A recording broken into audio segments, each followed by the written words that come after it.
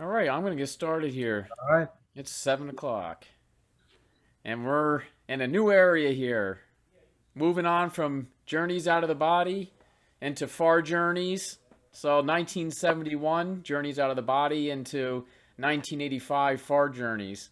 Thanks everybody for coming. Looks like we got a few new people on here from the last one that we did last week. I'm Juice. I'm out of New York. And I'm hanging out here with my father during the pandemic, helping out as much as I can, and of course have a lot of time to research OBEs and host stuff like this, put it together. So it gives me a lot of free time. Just recently, I had a quick experience 2 days ago. I'm going through the Robert Monroe's Gateway series, and during the discoveries on the fourth tape, I had I was trying to get out of my body, and I got to a point where I was spinning in a circle around my body and being pulled back in, but trying to get out. And the furnace was on in the house, the heat was on, and it was cool because I heard the heat. I heard the heat before I got out of my body, and then I heard it change as soon as I started to get out of my body, or trying to get out. I heard the furnace turn more metallic sounding. It was really cool to notice that sound, and how noises get distorted and stuff like that. Pretty good, quick experience. So I'm just gonna go around and we'll do a little round of introductions. You don't have to say anything if you don't want to. You can just pass. Otherwise, you can tell us if you want where you're from and maybe an out of body experience that you'd like to share with the group or any information that relates to it. So I'll move on to David. Hey, everybody. Some of you know me, some of you don't. So that's all good. I'm pleased to meet you guys, the new people especially too. Not to say the old people ain't bad. The old people are bad people too. So as Juice and Andrew and Jace know, I actually had my what I believe to be my first out of body experience about I think it was a week ago, and I'm not biased or anything, but I'm going to say it was, in my opinion, definitely due to the amount of information I have gained over the last month in this group. I've been practicing and trying to attempt it for the last 30 years, but I have failed. And then we came into this group. There was such a wealth of information and discussions that I believe it propelled me. It helped to propel me to that next level. That's my story. I'm looking forward to the new book, Far Journeys. I looked at the first three chapters, very different angle from the previous book, in my opinion, that is. But I'm looking forward to the discussions. Cool. Thanks, David. Jace. But no, we're doing okay here at the house. We didn't lose heat or electric or water or nothing. So. All right, Jace. Thanks. Mm-hmm. Hi, Glenn. Would you like to introduce yourself? Sure. Hello, everybody. I'm 60 miles north of Green Bay, right on the border of the Wisconsin Upper Peninsula, a town called Menominee. But I've been practicing this for 40 some years, intermittent success. I used to do this. I was in submarine course, and I used to do this on when I was underway with intermittent success. And I bought the Gateway series years and years ago when it was first on cassette. But prior to that coming in, I lost my hearing in my left ear, so I kind of seriously doubt whether I'm going to have the binaural experiences. But I've been listening to the different tapes for 30-some years, and the last OBE that I had was a fantastic flying experience, and it was like it was an eagle, or even kind of like the dragon that you have in some of the movies, going up and around. It was totally awesome, but I got scared when I re-entered, and for some reason I'm having difficulties now experiencing that. So I'm using EFT tapping techniques to overcome that fear, which is the emotional freedom technique. And I'm really looking forward to that because I always have, I wake up about 3 o'clock in the morning all the time and do breathing exercises. And I've been doing transcendental meditation as well since the early 70s. And all of that, I do the breathing exercises and do the meditation, and I listen to my gateway tape, which right now is the Focus 12, and I go back and forth between Focus 10 and back up to Focus 12, depending on where I'm at. Previously, I've gone through like the first 3 waves, but I find that I just want to go ahead and focus in on the Focus 12 and get back into some more conscious experiences. Thanks, Glenn. Yeah, Robert, in this first 3 chapters, I think it's chapter 3 gets into Focus 12 a tiny bit, but Focus 10 a lot talks about. Cool. Thanks for joining. Mark, would you like to do an introduction? Hi, I'm Mark. Welcome. I'm from Austin, and I've only had one out-of-body experience in the sense that Monroe talks about, and that was when I was with I think it was a year. It was a discussion group a couple of years ago. Since then, I wanted to dive into it more deeply. I read Monroe years ago and found him really engaging. Found examples of Hemisync on YouTube. I thought I'd try out. So I look forward to what he calls the Focus 10 state more. All right, Mark, good to see you. Hannah, would you like to do an introduction? Yeah. Hi, everyone. I'm Hannah. I am currently in Costa Rica. I moved here a few months ago, but usually I'm in Chicago. OBE. So yeah, I had my first one, who knows, right? Like, I'm sure it happened a long time ago when I was younger, but I don't exactly know. But my first one that I do recall was about 4 years ago. I was experimenting with astral projection, but I got nervous when I exited and then came back. And then since then I had kind of lost interest, and recently I've been having a ton, and I didn't realize that they were OBEs. I thought it had just completely like gone out of my mind, and I was communicating with different energies, and then for some reason astral projection and OBEs came into mind, and I realized that that's what was happening. The interesting part is that I can see all of this stuff happen, all of these beings, and I can communicate with them, but I can't leave my body. I haven't really tried, well, I have since then, but during those sessions, I wasn't leaving my body. It was just me in the body, my body on my bed, and then communicating with beings beside me.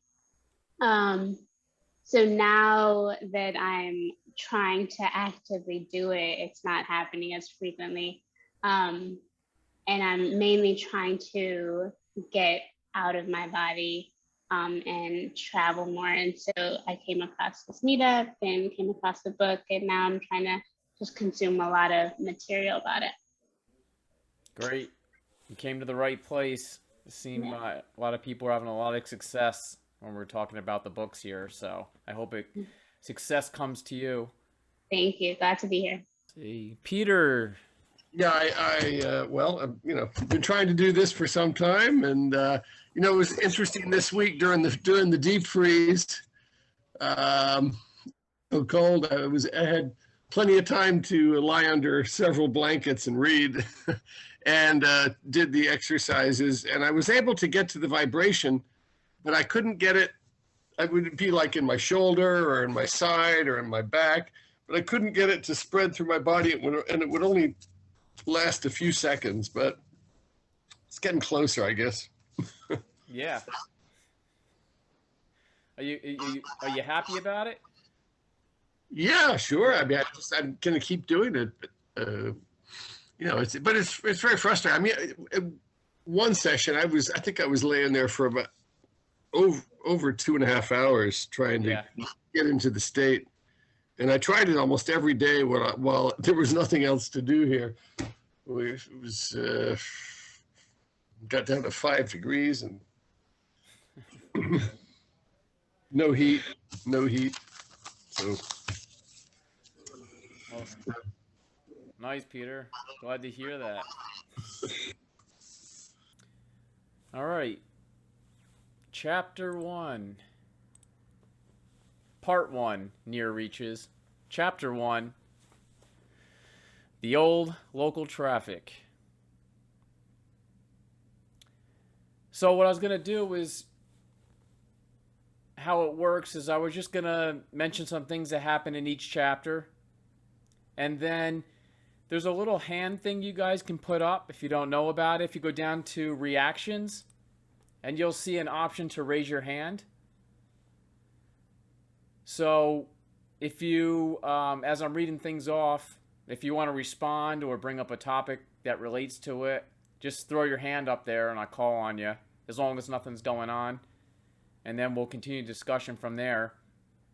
And then when I take breaks and stuff like that, if you have some areas that are highlighted, that you highlighted in the book and want to talk about in the first chapter, throw your hand up. Otherwise, I just keep moving along if I don't see any hands up. All right, so here we go into Far Journeys. It's funny, at the beginning of the chapter here, Monroe says that he's still alive physically after 25 years of experiencing OBEs. So I thought that was kind of funny that for people back then who said, you know, you might not come back to your body, or the devil might take you over, or this or that. After 25 years, he's coming back with no issues. He's still alive. So you can survive practicing OBEs regularly. There's no problems with it. And from his research, too, of doing a lot of experiments and stuff with other people. But I think,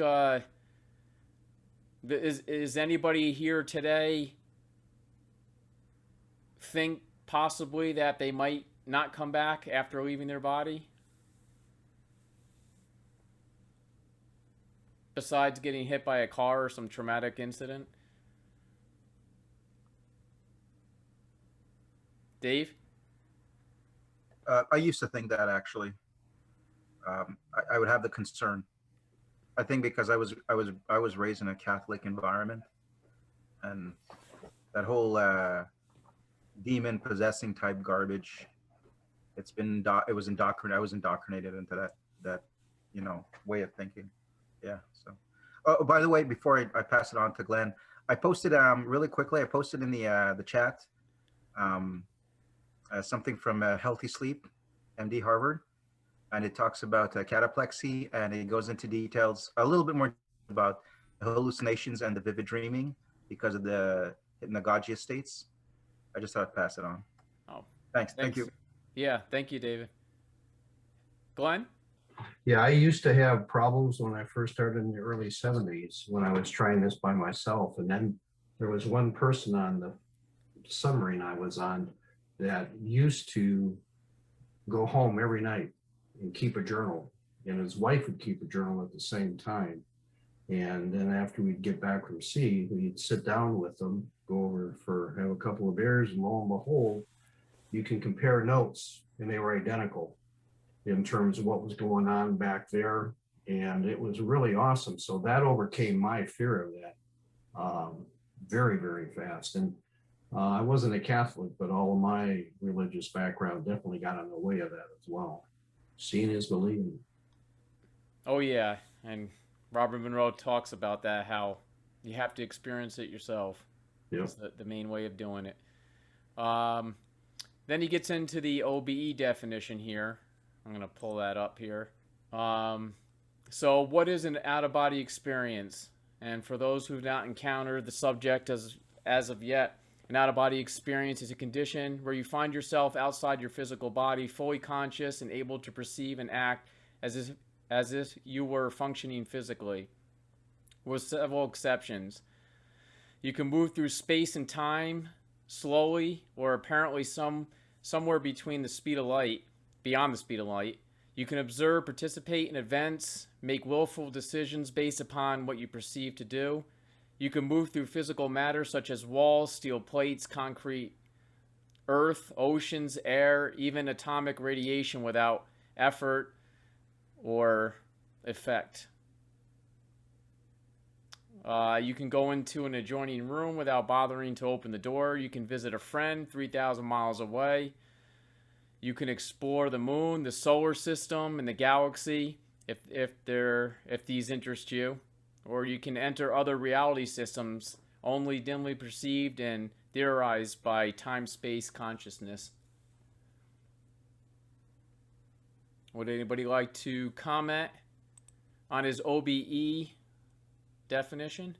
Yes, it says you can travel past the speed of light. It's more the speed of thought. It's moved by your thoughts. The body is moved by the speed of your thoughts, how quickly you can think it. So, Right. And the body, that body that is describing, because this is where a lot of confusion happens. People have an astral projection. They expect to see their physical body lying on the bed, but they don't see it. Do you understand what I'm saying? Mm-hmm. And they expect to go through the walls, but they can't go through the walls. So we're talking about a different kind of projection is what he's talking about. He's talking about an out-of-body experience where you project out of your body into the physical. Right. In those kind of projections, when you come out, you will see your body on the bed. But if you do astral projection, you're not going to see your body on the bed. And that's what he tries to stay away from, the astral projection terminology there. Yeah. Yes. Yeah. Yeah. So Yeah. Good point, Ron. Dave? Okay, this is very interesting. So that experience I had last week, I'm not too sure what I experienced. And when I exited, and I turned around and I looked and I saw my body, but more of the contours of it in a luminescent kind of way on the bed. Was that even an out of body or astral projection? Now I'm not too sure, because I couldn't see the full physical form, but yet at the same time I could see it. It was hard. It's hard to explain. Yeah, it gets into like reality fluctuations and stuff, and how things will change is how your mind interprets the information that's going through it while you're out of body. When Monroe talks about when he travels to his friend's house and he sees things that don't make sense to him, his brain will try to make sense out of it. So somehow, possibly your brain was getting confused with the information that it was perceiving. And then, still, Robert Monroe doesn't really like to talk about the astral plane or anything like that. He doesn't really reference it too much, just that it's very, esoteric way of the old days, and there's too much information that confuses a lot of people. So, Okay. if you're taking it to Robert Monroe's way, it sounds like you're in locale 1 to me, with some fluctuations in reality. Would that be locale 2 if it's fluctuations? Yeah, maybe because you're both seeing the physical where you were at a certain point, plus Okay. some mess ups. He doesn't break it down as far as like, yeah, if what happens if you're a mixture of both, as far as I know.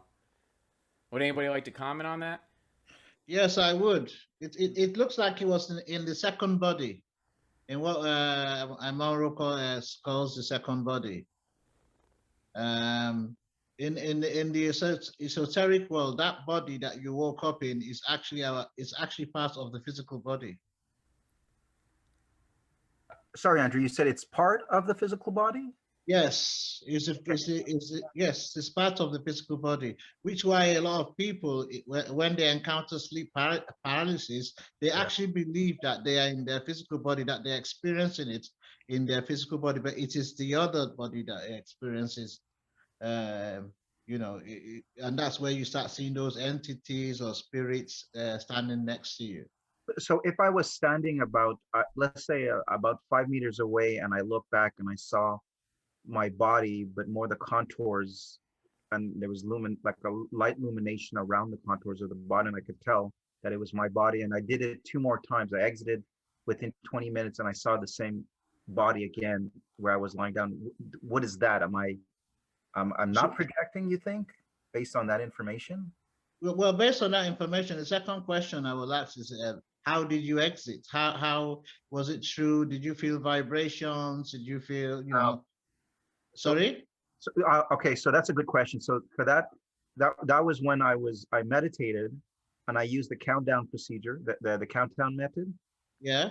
And after about the third countdown, all of a sudden my arms,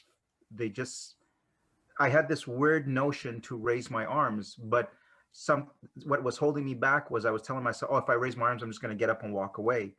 So then when I raised my arms, I said, okay, so I'm not walking away, but something seemed different. Then I raised the right arm, and then my upper body rose, like it rose. I don't know how to explain it. It rose. I don't know if that's the right word there, but it started to rise up. It rised up. My whole upper body rise up, and then within seconds, it's not like if I saw a full exit, but within seconds, I was standing up, and then I turned around, and I saw my physical body laying where it was before. But it wasn't like physical, like tangible. It was more like this contours around it with a luminescent light, a light luminescent light that I was seeing. And that's when I left the house. And then something happened, and then I was right back in my body, and I did the same thing again. And I look back because of the stuff that we talk about. I look back at my body a second time. So I went up in the sky. I was trying to think, okay, I got to focus. I want to see my cousin. And I was thinking about all the stuff that we had done in our training here well, that's not training, but you know what I mean? And then I was right back in my body again because I don't know his address, and I don't know how to focus on energy. And then the third time, you don't need his address. Yeah, I'm not at that level, like some of you guys. No, don't say, you can't say what level you are. You don't need his address. All you need to do is you say, take me to wherever, and you'll be taken there. You Yes. don't need to know where. You don't need to know where. I've done something like that before, where someone wanted me to describe where they lived. So I projected and found myself on a second floor, and I went into the balcony, into the bedroom, but the person was not. They were not in their bed. They were not asleep. So I phoned him up and I said, well, I did come, but you were not in. And he said, oh yeah, you got me to describe the house, and I described it to him. I knew he lived there. Not that I've been there before, but there's an authority that comes with that thing when you use those commands. Say, take me there. It's not up to you to find out where it is. You let your energy body, the body, take you there. Also, to add to Andrew's point, I'm not sure if any one of you are familiar with Louis Monero's book, but he mentions that when you have a location in mind or the idea of it, essentially what you're doing is connecting to the consciousness that is shared among all of consciousness. And so you don't need to rely upon your own knowledge. You're connecting to the knowledge that's available. And that kind of helps with like limiting beliefs on like what you can and can't find or do on your own. That's true. Yeah, that's true. And also, whatever commands you give has to be based on actuality, because that thing that moves the body, the psychic body, is based on reality. It's not based on fantasy. So you can't tell it to take you to a fantasy place. It has to be a place that has got existence. Another question I will ask you is that when you are in that body, how did you feel? Me? Yeah. It's embarrassing, but I weirdly enough, I was laughing a lot. I felt happy. Yeah, I don't know how to better explain it. That I felt happy that I was experiencing this fully conscious. I was just, I was laughing a lot. I don't. Okay. Yeah, and the two things I had mentioned was when I would try to focus on stuff, the more murky it got, but when I would stop focusing, the more clearer it got. Yes. Yes. Okay. I'm not very sure, but you said was the body, was it flying? Was it a body that could fly? I mean, and when you went out of your house, was everything outside the way it should be? I went outside, but the moment I stepped outside, I'm not trying to evade your question. The moment I stepped outside, all I can think was my cousin. And then when I thought of my cousin, I was up in the sky. And when I looked down, things were, but not like completely everything. Like I couldn't focus on seeing everything exactly the way, but the second time I exited, things became clearer. And then by the third time, I could see grass and I could see forests and I can see houses. By the third time I exited, things were getting more and more clearer. But the more I would focus, then again, it would become murky. And then when I would stop focusing, it would come back clearer again. I have a few things. So with Luis Minero's book and the work that he does, I forget, it's like some consciousness research in Miami and Brazil. They describe like 4 different bodies that we travel in. One is like the psychosoma. Soma is our physical body. The psychosoma is another body. And there's another body I forget the name of. And then there's mental soma, which is like the totality of it all. And so sometimes when people travel, they can either travel in one of those bodies. And so perhaps what you were traveling in was that mental soma, which usually just appears as like a light or a ball or however it is for that individual. And sometimes people don't even like other beings on their energies don't see or interact with mental somas because they're not aware that they're there. Anyway, so that's just that could be like that's another way of traveling in the astral realms that I don't think is really talked about it as much, or it's just a bodiless way of traveling. And then in terms of your clarity coming back when you weren't focusing, I wonder if that was just like your higher self or your greater self guiding you to the journey that aspect of you wanted rather than the one that your mind wanted.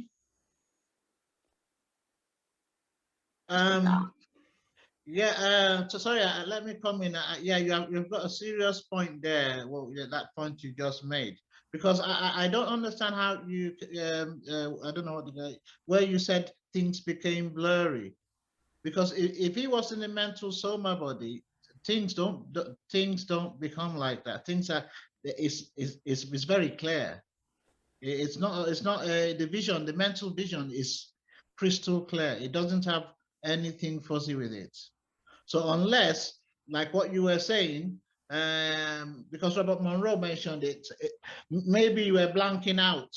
Maybe you'd given certain commands, and that command was about to happen, and then you felt that your vision had gone fuzzy.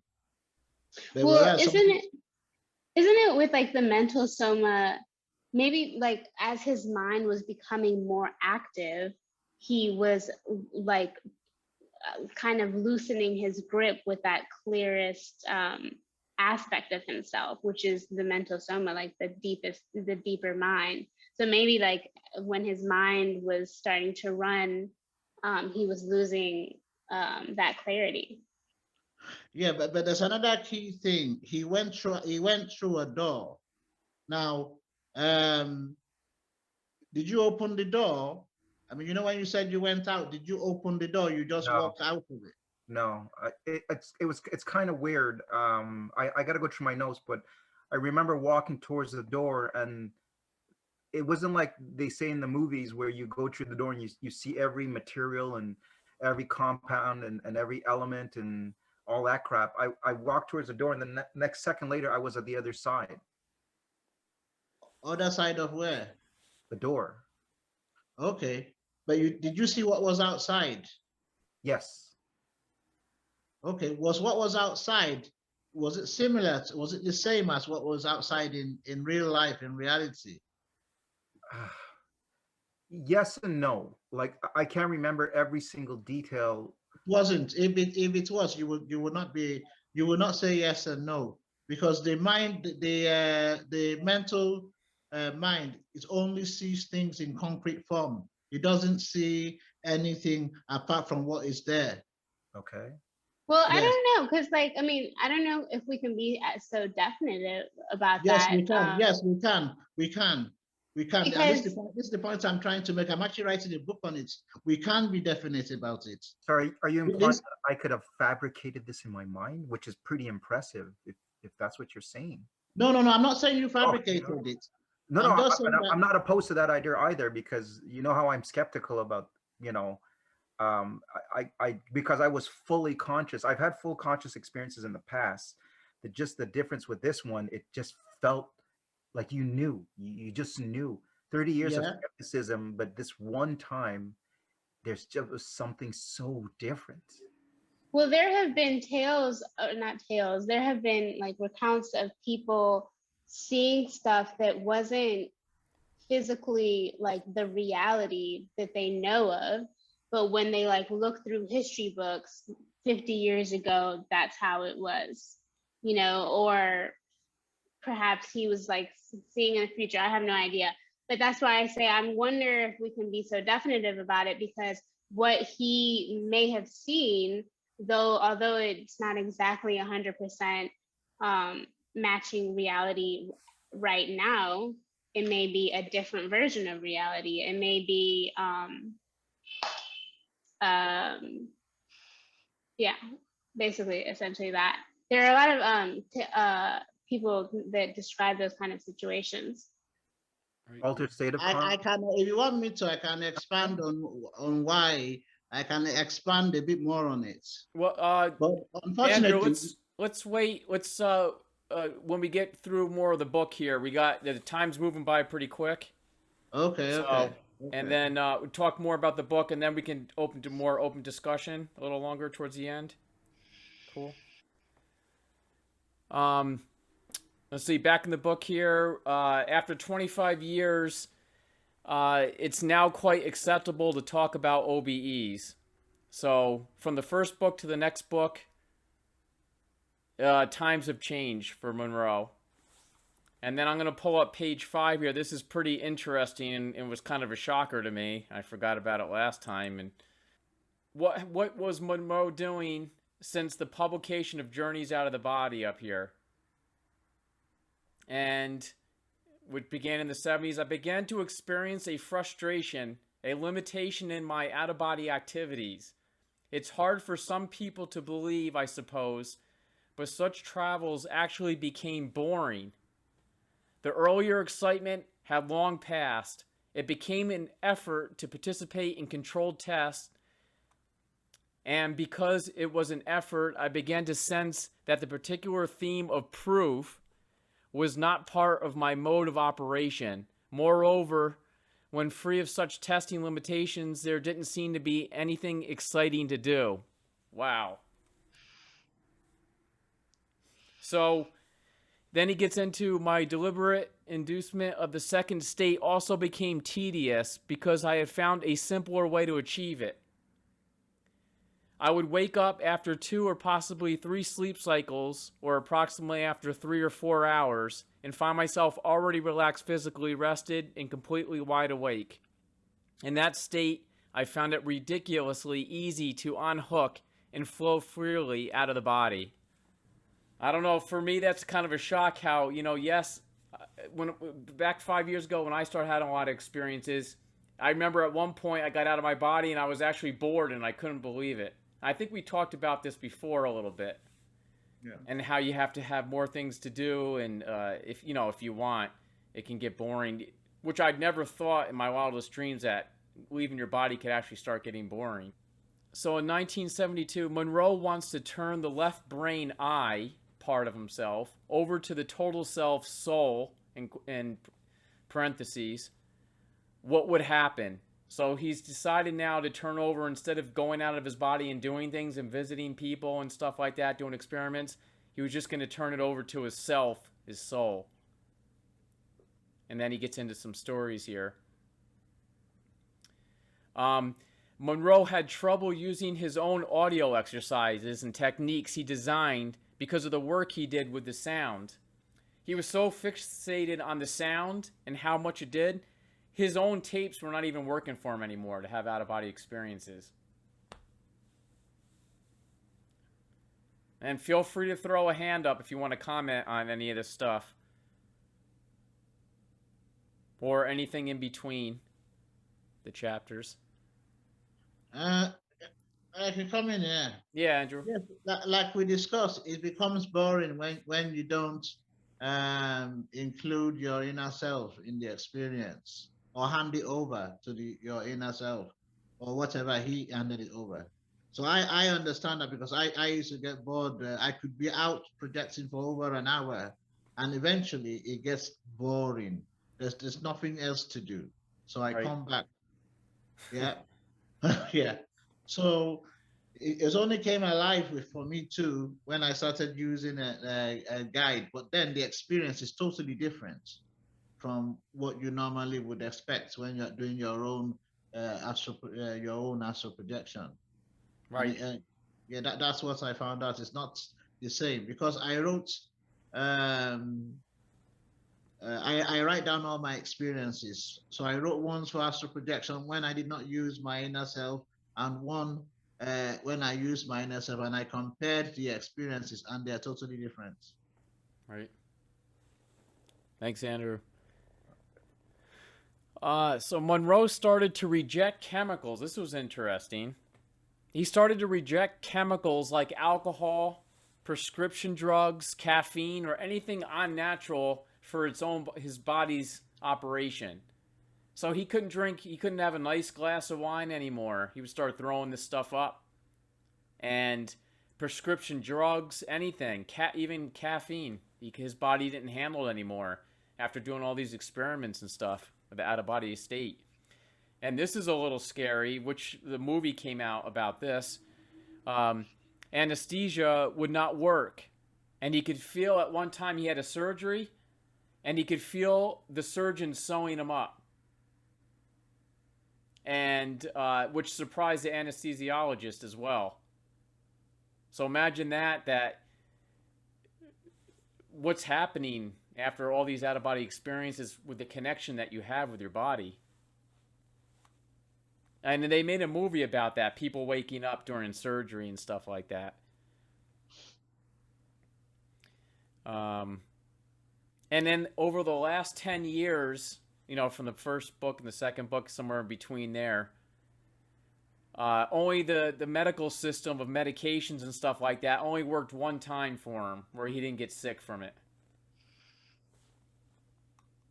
And then at one point he experimented with mescaline and LSD, and it did nothing for him at all. He had no experiences with it. And back then that was legal. Oh. I was surprised to have read that. Yeah. I mean, just imagine that. No experience. They say that monks have the same experience after they take psychedelic drugs, that they don't receive it the same way as others. Right. I've heard that too. Yeah, very interesting. I'm not condemning people that use it. I was just a little bit surprised that he did that when he was able to. Anyway.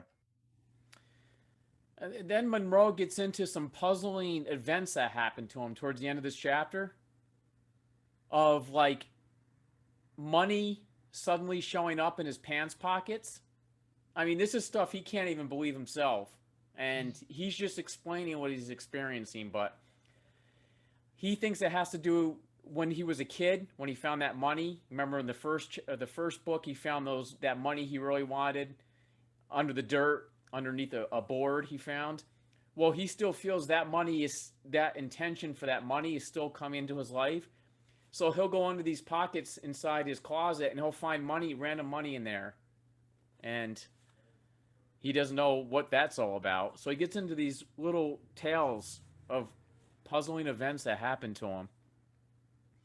And then he gets into a story about poker, and then he's playing Texas Hold'em or some type of poker game, and he has a knowing of what cards are going to come at certain points, and the people that he played with were amazed that he knew what cards were coming up, stuff like that. And yeah, Dave. Yeah, I found that he was calling them items, right? These episodes he was Yeah. he wanted to share with us. They were episodes that he just couldn't explain what exactly was. But what do you think his connection was? Yeah, yeah, like what Hannah's saying there. What do you think his connection was about those episode items that he would label them as to astral or out of body experience? He must have been seeking some kind of correlation. I'm assuming, or was he Yeah, just that's a good point. It seemed like I was confused about that because it kind of seemed like it wasn't correlated or connected at all. And then I wondered if it was just like him trying to retell interesting events that happened during the time between his first book and the book that this current book. Right. And like out of body experiences are kind of like out there too. You know, kind of out there, and these are other experiences that are kind of out there. Right. Yeah, like metaphysical kind of stuff. Right. That not mainstream. because he was talking about that poker game quite a bit and how he was they kept doubling up or double betting, and I was like, what the heck? But I felt I was trying to find what was the point. There must have been something I was overlooking, and how he kept saying, no, you don't want to do that, you don't want to bet me. He was so sure. Yeah. Maybe he was trying to explain that he had gone to that point now because of all these astral projections and the out of body experiences, that he was now being able to have a more deeper insight or an outer insight of what was going around in his surroundings. Yeah. Or something like that. I don't know. Yeah. Yep. Also probably extrasensory, like these were events of his extrasensory gifts popping up. Right. Possibly that he got from doing all these OBEs. He had these extra maybe ESP episodes or some type of helpers that are helping him too, that are following him around because he's tapping into these other dimensions that are coming and helping him out here on this physical dimension. Can I make a point? Yeah, Andrew. Okay. After astral projection for quite a while, there's some kind of inner alchemy that happens. You start bringing back those powers from the astral plane, and you start bringing them and manifesting them on the physical. Because you have to remember, our astral senses, the mind cannot tell the difference between our normal mundane mind, our astral senses, and it can't tell the difference. So the more we spending on the astral plane and we come back, we're going to become more and more psychic. Right. More. And there's another part, the part of manifestation. I don't know, because I didn't really that part of it. I don't really understand it, but I know that it's possible to create. It's possible to manifest something physical on the material plane from the inner plane. I'll give an example. There was one time I was really, really broke. So I projected onto, I think, into the second body, that room, the room where people say they see entities and beings.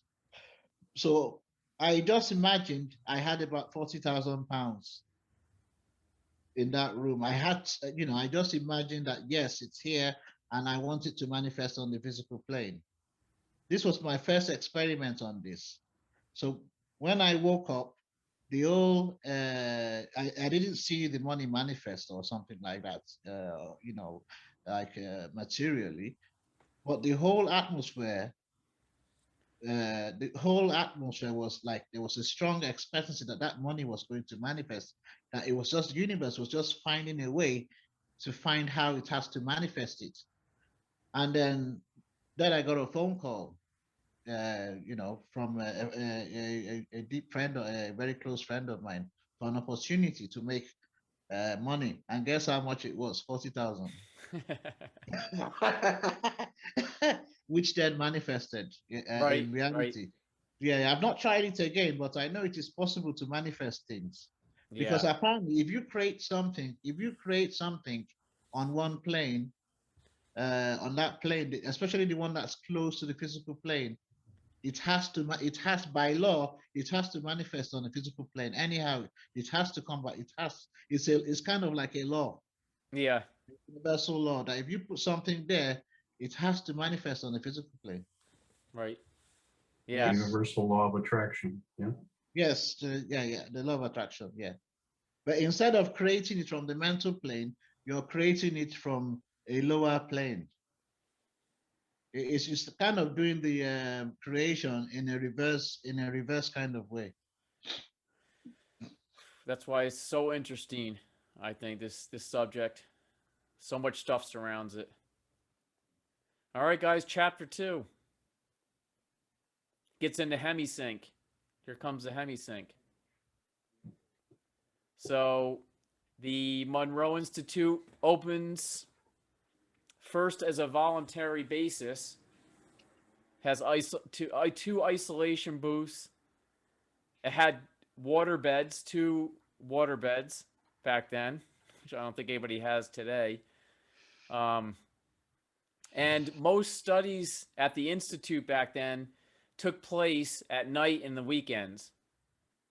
And in 1975, on the FFR frequency following response that he first uses to hold the sleep and awake state for long periods of time, so he calls it the FFR. And then Focus 10 was found. Mind awake, body asleep, Focus 10.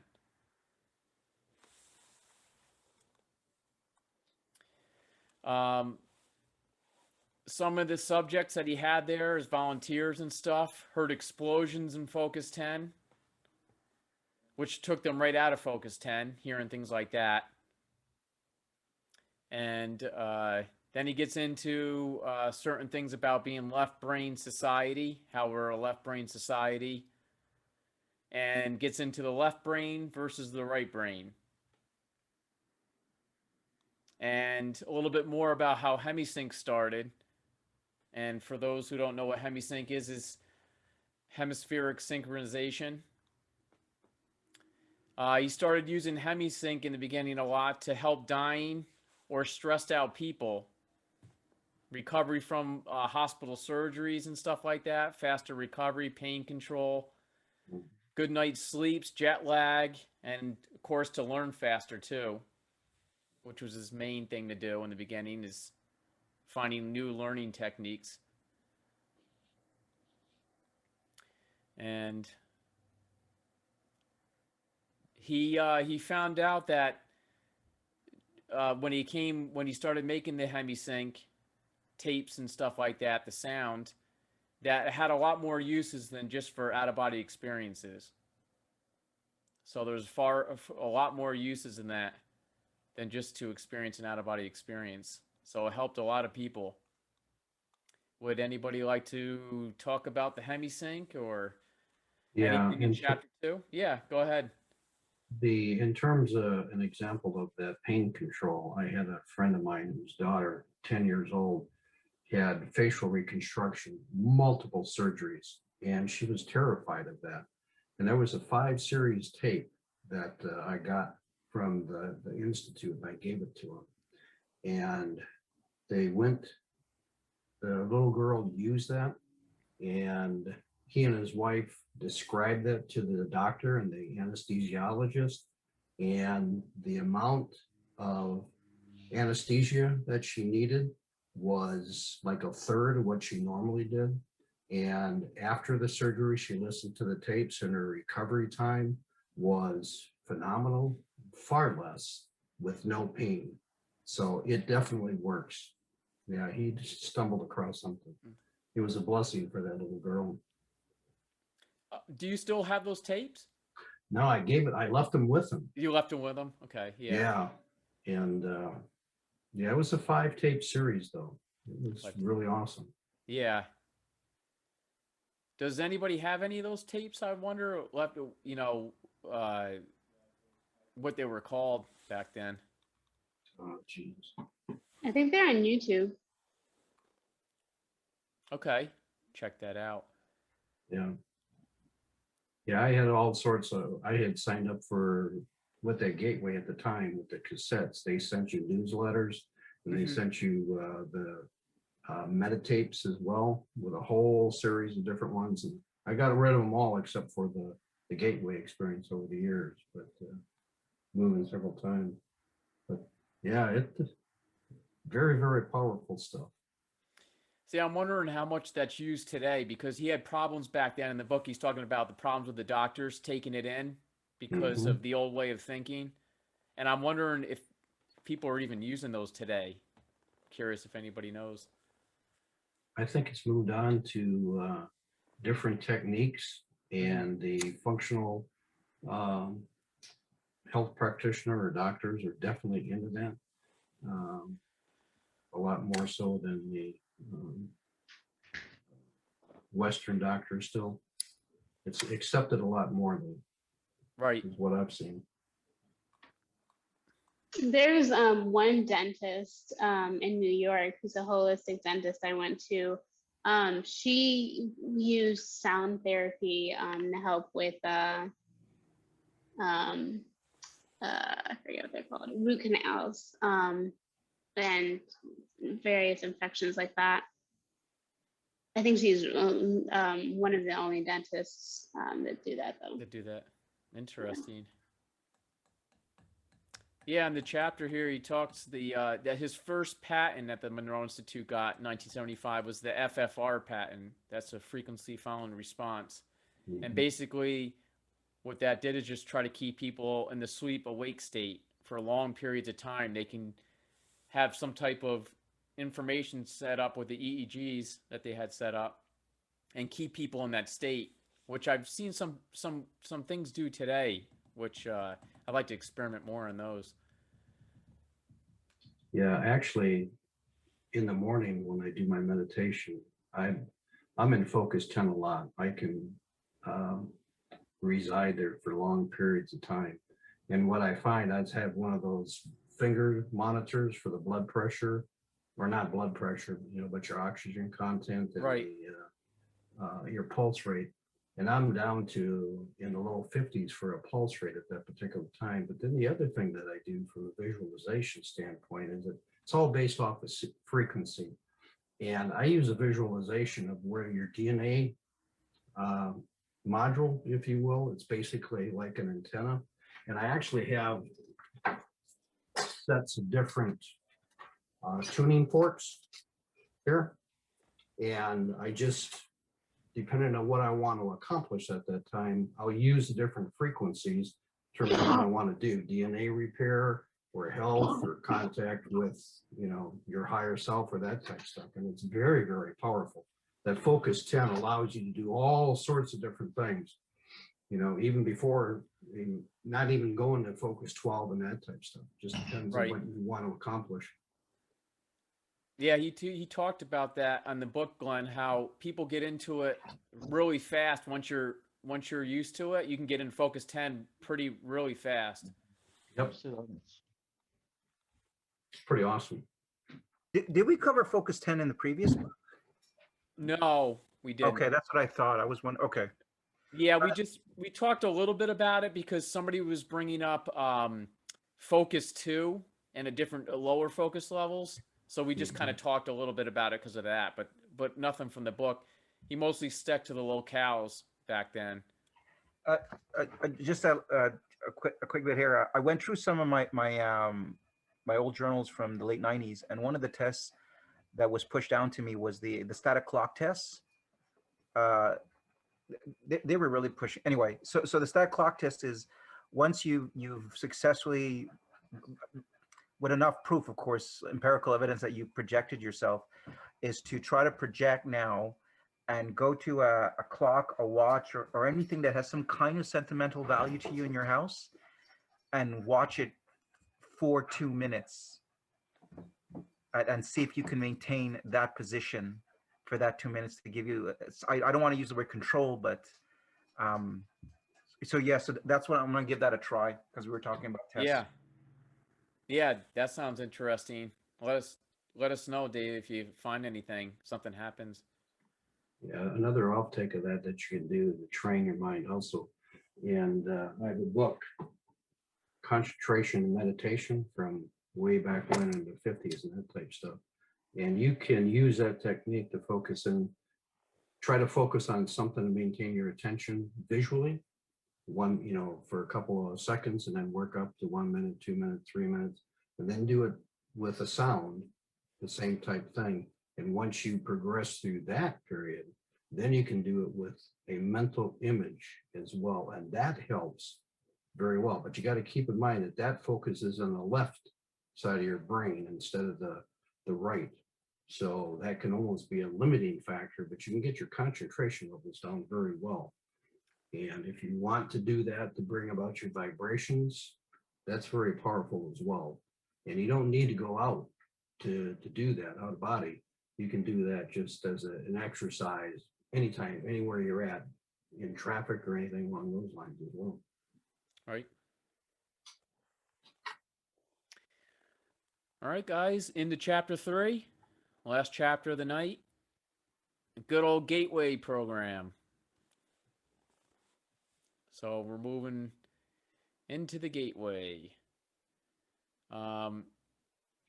Monroe did their first workshop focusing on Focus 10, and Monroe called it back then the M5000 program.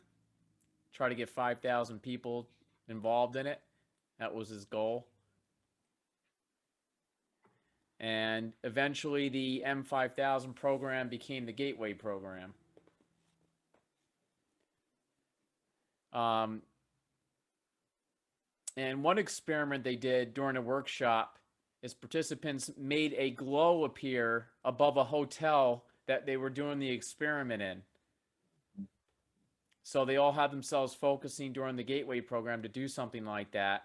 And Monroe went outside with a team of people. They looked up first over the top of the hotel, didn't see anything. And then somebody told them to look up even higher. And as they looked up higher, they saw a glow going on up there from. So little verifications like that, I think are exciting when things like that happen. So what does the Gateway program do? And basically it varies from each person, and each person has to find out their own answer of what it's doing for them. And then he gets into a lot of people try to go to the Gateway program to have an out-of-body experience, and majority of people don't have out-of-body experiences during this. And he lets people know that right away if you watch some of his old videos. Majority of the people don't have out-of-body experiences, but they do get something out of it that helps their lives here on the physical world. So it's beneficial to you no matter what, most likely. Anybody like to talk about the Gateway program so far? Dave? I believe that this is the same as the Gateway process that was being conducted with the CIA. This was it was okay, that's what I thought. All right. Yeah. That just recently a lot of people are talking about, aren't they? Yeah, it got declassified. It got declassified, right? Yeah. If I don't mind, I'd like to share a little bit about that. So those, what was it, 12,000 documents, I believe, something like that got released in 2017, right? It's just very interesting about that, and it included the Gateway process, was that when they released that, everybody was under the assumption that had been released in 2017, around that date, I believe. Was that 2000 or 2012? And what they failed to mention to the general public was that information, which was about, astral, the gateway process. They talked about poltergeist. They talked about all those other stuff. Was actually released in 1995 in Maryland. But the government, due to all these things they were conducting, they kept it in a library in an air gap network, and it was not available to the general public unless you went in there and touched and handled those computers. So this stuff about the gateway process, they had disclosed that so many years ago. And then finally, I guess they got pressure that they had to push it out to the public finally. Yeah, I got it right here. It was released September 10th of 2003. And yeah, it's very, very interesting, especially the officer that put together the summary on that. Very interesting reading. You can go ahead and Google that. Cool. CIA and Gateway. You'll find it. Feel free to on the bottom there on the text area, if you find anything, Glenn, that's interesting, you might want to share. You can just like put a link down there for everybody, if it's easy for you. Yeah, no, I got it buried in my iPad. Okay. In my file. So or anybody, yeah, can put anything they want there in the chat. Hey, Glenn, is that the one that you were talking about, the 2000? Is that the release? I think it was either October, November of 2003. Yeah, it's CIA and it's a report right? number. Yeah, and then there's another one out there as well that the second one is they have a copy of the Explorer, which is the newsletter that was sent out at the same time. And so they published both and released both. So they were tracking the Institute's progress in the CIA at the same time. And then they did an in-depth analysis of it. Yeah, well, he got funded by them. Now that I hadn't heard. But... Oh yeah, so we have a satellite office up here in Canada. Mm-hmm. In Canada, the satellite office is over in BC, and I had read this stuff, and of course, what you read on the internet, you don't know, but the director over there confirmed that they had been working. He's the director of the satellite office for the Monroe Institute. He had confirmed with me that they had been working with the military still all these decades, and the gateway program, the gateway process was by the CIA with the Monroe Institutes. Oh, cool. Yeah, that's what's going on with that info. Yeah, interesting stuff. I would like to maybe do some meetups on that one day, kind of break that down a little bit. Be interesting. Yeah, I can figure out somehow, some way to post that on the Facebook group. I can download them and get them up. Okay, yeah, that'd be great. Yeah, to see the next thing that I got involved with, and it was the remote viewing side of it, where they right. do. Yeah. Branched off and. Yep. Yeah. That's for pretty powerful stuff there too. Well, as we go on in the chapter here, he gets into a little bit into focus 12. And basically that's going beyond the 5 senses when you get into focus 12. So you're starting to perceive stuff out of body beyond the senses. And he gets into the fear barrier being a problem, can be a problem getting beyond 10. And also, which he mentions a lot, and the affirmations he uses, and especially during the gateway, is you are more than your physical body. So he starts to mention that. And which I'm sure if any of you done or seen a lot of stuff on Monroe Institute, that's mentioned a lot. You are more than your physical body is a good affirmation. So the Gateway program had a test base of over 6,000 individuals help go into that. I'm sure there's a lot more added today, but when he wrote the book.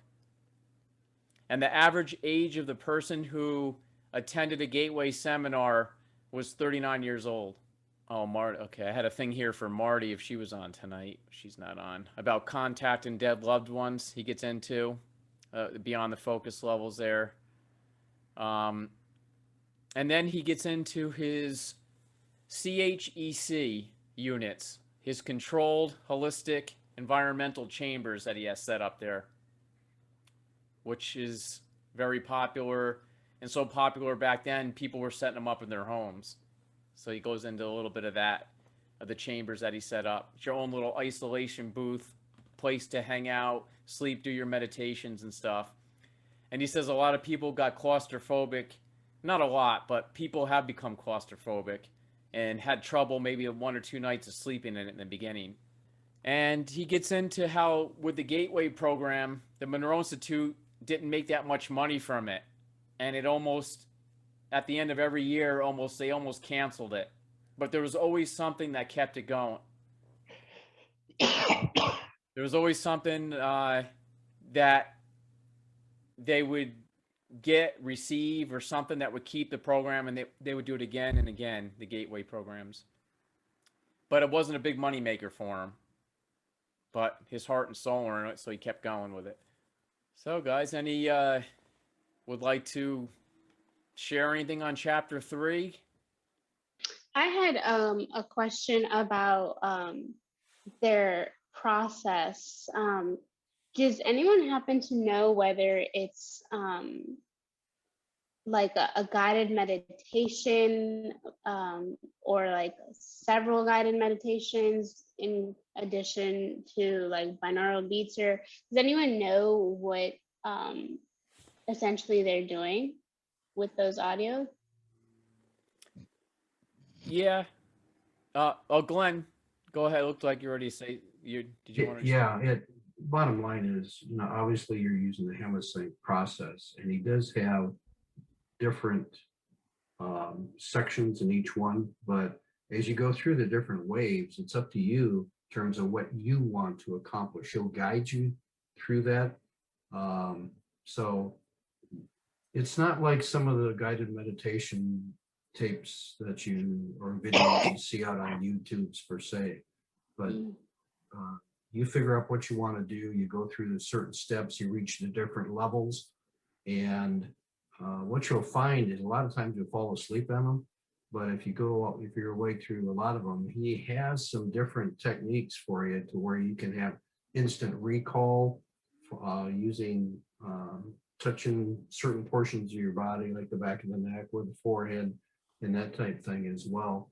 So, but a lot of it is the spiritual growth, if you will. And it's a journey. It truly is a gateway. Because I'm really interested to see as we go. How often do you have these calls? They're going to be Monday, Wednesday, and Friday, and 3 chapters on each one. Wow, 3 times a week? 3 times a week. Wow, that's awesome. Yep. Because as you get into the book, I don't know if everybody's read the entire book or not. He gets into some really interesting stuff. So. Yeah, we started out the Journeys Out of the Body, the first one, a couple weeks ago, and we started off slow, but then we moved up to about 3 chapters every 2 days. So, and that's where we could always slow down if we're moving along and the same people are here and it gets kind of heavy. We can play around with it. But that's what it's set up. Does anybody else have the Gateway series? I have it. Yeah. Actually, I just had my out-of-body experience 2 days ago doing one of the Discovery Gateway experiences. I think it was number 4 in the Discovery one. Okay. I'm going through it right now because we're doing this, so I could be at both ends of it, the book and the real thing. And I know the newer ones don't use Robert Monroe's voice, I heard. I don't know for sure. Do you know about that? I got my son involved in this, and he downloaded some off the the MP3 files, and I listened to it when I was in Texas, and they still have Bob's tape voice on them, or Robert. So right.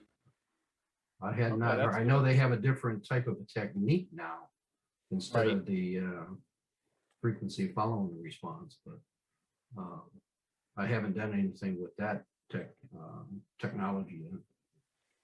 I just happened to look on Amazon for one of them just to see, and whatever one came up, I didn't look into it too long, but people were complaining on the comments that it wasn't Robert Monroe's voice. I don't know. I'm using his old one, so it has his voice on it, but I got to Right. look more into that and see if how they changed it around. Yeah, if anybody's really interested in the personal development and that growth, that's an excellent tool to use. I highly recommend it. I also had a question about the difference between this book and the first book, because this is my first book that I'm reading, and I'm wondering if it would be beneficial if I should also read the other one, or what essentially is like the main difference between the two, if anybody knows. So you're talking about the first one he did in this one, or the Yeah. okay? Because The he has a third one out too. That came out after this one called Ultimate Journey. So the first one just basically gets into being in a time where this is not really accepted, and he just decides to come out with this book, and he gets great reviews and stuff, and so much feedback from it. So basically, he gets into a lot of the stories of that, his first experiences from day one, how he got into it, and where it leads up to today. So you can read a lot of his old stories in there. He talks about a lot of his old stories of what happened, what he experienced, and he did a lot of tests and stuff of visiting people in the physical plane here, and then how he moved out of the physical plane into another realm, and then how he moved into a third realm. So he kind of discusses 3 different realms he calls locales. So if you have the time, I would say it's a classic to read it. Anybody else? Great, thank you. Anybody else want to respond to that question? I would agree with that. And, so like Andrew was saying, he's talking about the physical and you get bored and that type of thing. Once you understand that background, I think the Far Journeys is a totally different twist on it. So. And Far Journeys, as he says, he's giving up trying to control his out-of-body experiences and just lets himself go and see where he goes, see where he heads to. So the first book, he's trying to control everything, trying to get verification and stuff like that, doing experiments. Now he's like kind of a little bit bored of all that going on in this book, and he just wants to see what his soul is going to show him if he just lets himself go without trying to say, okay, I want to go do this when I leave my body, I want to go do that. He's leaving it up to him, to a higher self. All right, guys, we're getting to the end of the night here. Anybody have a question or something to bring up? It could be a little bit off topic of the book. Yeah, I'm glad I haven't- stumbled across this. Oh, Hannah? Go ahead, Hannah. Well, if anyone else has one, feel free to go. I was just gonna ask what brought you what made you all interested in OBEs? Would anybody like to answer a question before Andrew? Did you want to answer a question?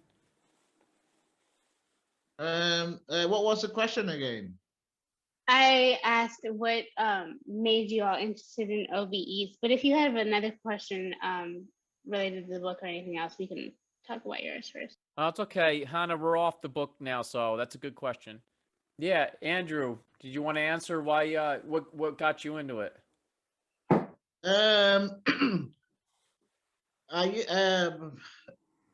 When I was 11, I used to read a book by Lobsam Rampa. Those were the books that were going around during the 70s, and he used to do astral projection, and I used to wish that I could do it, but during that period, I was having some serious problems, some nightmares, sleep paralysis, but I was not able to relate sleep paralysis to, out of body experiences or anything like that. It's only one time I was reading a book, by an author called, oh, I think it's called OPEL, The Art of Astral Projection. And he mentioned something about sleep paralysis. And it sounded to me that the sleep paralysis was like the gateway to get out of your body. And I thought this is so, and it showed how you can do it. So that was not a problem for me because I was always having sleep paralysis. I mean, I was plagued by it back in the 70s. So by the age of 12, I had learned how to get out of my body. And that's how it started for me. So at first, I used to have loads. I used to travel in and out, and nobody could explain what was happening. Nobody around me, because I was brought up Roman Catholic, so things like that don't happen. Where you're traveling and they say, "Oh, it's demonic," or or things like that. So, but over the years, right up to my 20s, when I got to my 20s, I was projecting constantly. So I've not had to stop. There's not been a period where I've not been projecting. So, and that's how it has become for me. But I've read up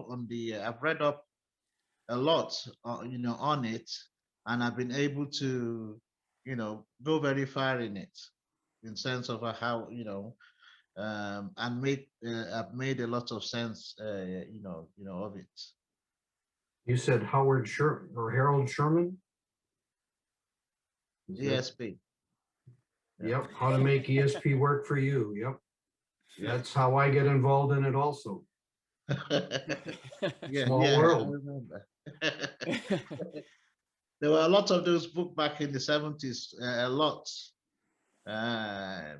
There was a Kanka, there were so many groups that were, that were around. But not many people.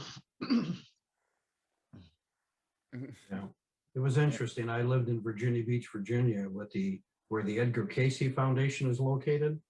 And I became a member of that group, and went down there, and they had a huge library. And that's where I found a lot of the additional books on OBEs and astral projection and that type thing. Yanni and Sullivan and all sorts. So Yes, I saw. I saw that book too. So they were the material that were around at that time. Yeah. So would anybody else like to answer Hannah's question about why they got into this? To find people like me.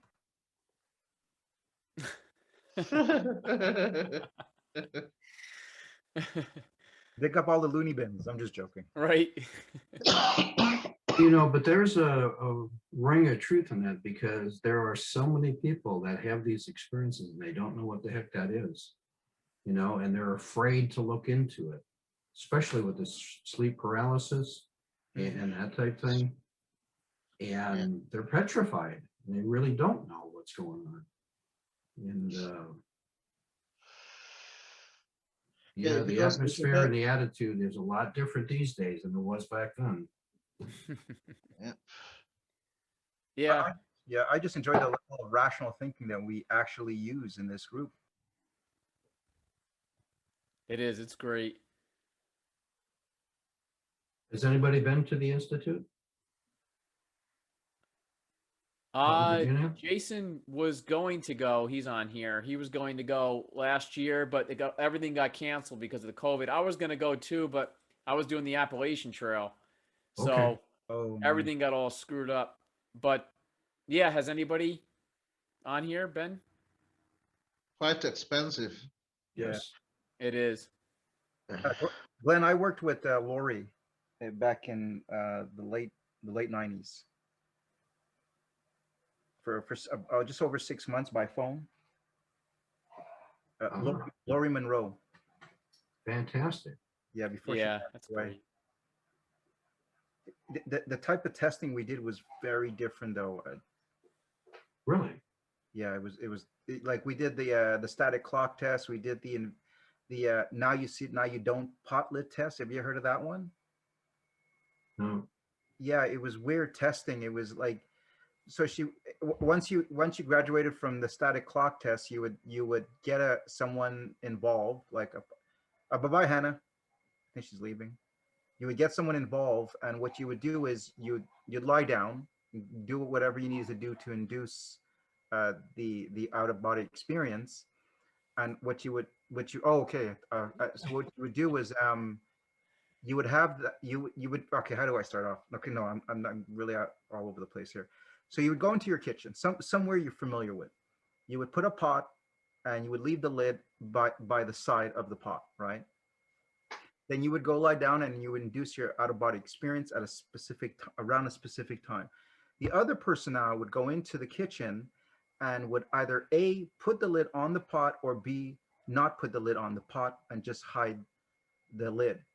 And then the individual would go into the kitchen to see and confirm whether or not there's a lid on the pot, to see if they are in that locale one, like fully in locale one, where they're actually seeing changes being made while they're inducing themselves. So those are the kind of tests that I remember from my notes. It's very different. They were looking for such substantial empirical evidence because of something I had seen. That's why I got to work with her, and they were like time crunching. They were so adamant at getting an answer, because unfortunately, sadly, as we all know, Mr. Monroe passed away in 1995, and it's like they were looking for something. Yeah, so that's my only experience.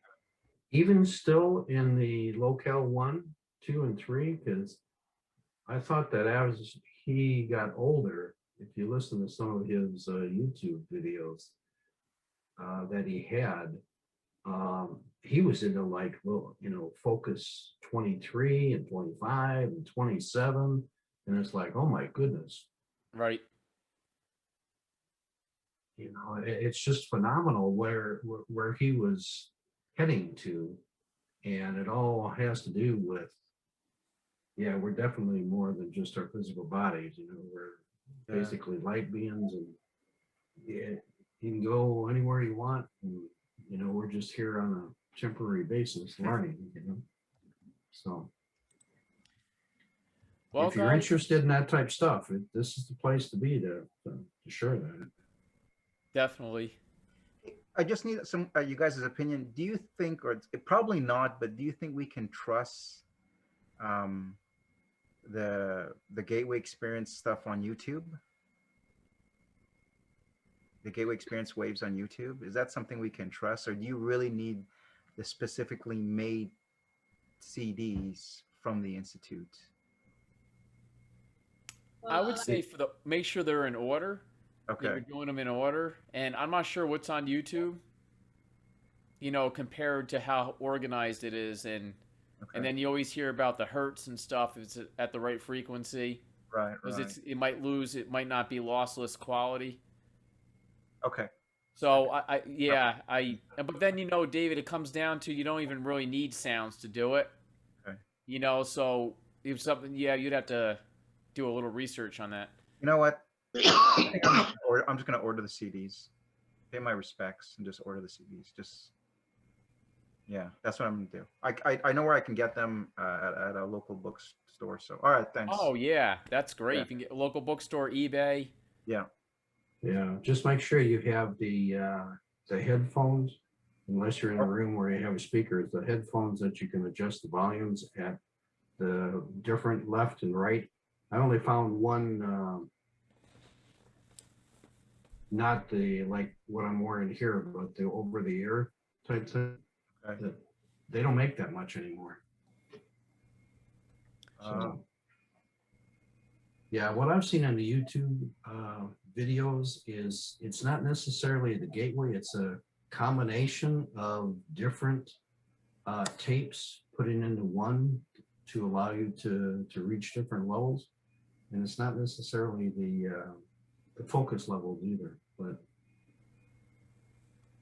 the supporting material that comes with the CDs and the tapes is very insightful, though, and you don't see that on YouTube.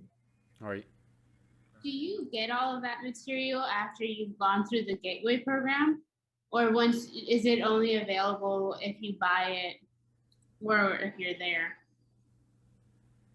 Comes with the CDs or the tapes. So, Then you have to buy it. yeah. All right, guys. So Wednesday, chapters 4, 5, and 6, same time. You had me at Wednesday. What's that, David? I said you had me at Wednesday. Juice, you know that I have, for the last 30 years, I've dealt with my own level of anxiety, and it's so great to come in the last month and my anxiety level go down because of having these conversations. So if I seem happy all the time after the experience last week, Yeah. you guys know why I'm happy now. Because you guys all talked about how you're on this little high for a bit. So now I understand that, actually. Right. And I'm feeling it too from you. It's great. All right, guys, I'm going to close it out for the night. Thanks, everybody, for coming. Yep, thanks. Thank you, everyone. All right. Thank you, everybody. Thanks for sharing, everybody. See you Wednesday. Okay, bye. See you, James. Bye.